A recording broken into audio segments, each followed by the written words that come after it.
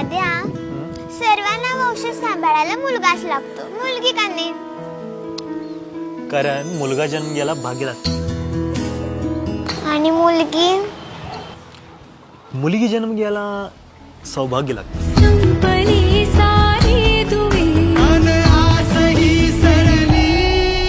जशी आमची चिनू जन्मली.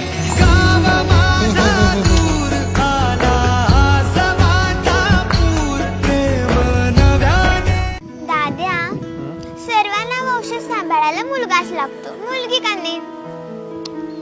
कारण मुलगा जन्म घ्यायला भाग्य लागतं आणि मुलगी मुलगी जन्म घ्यायला सौभाग्य लागतं.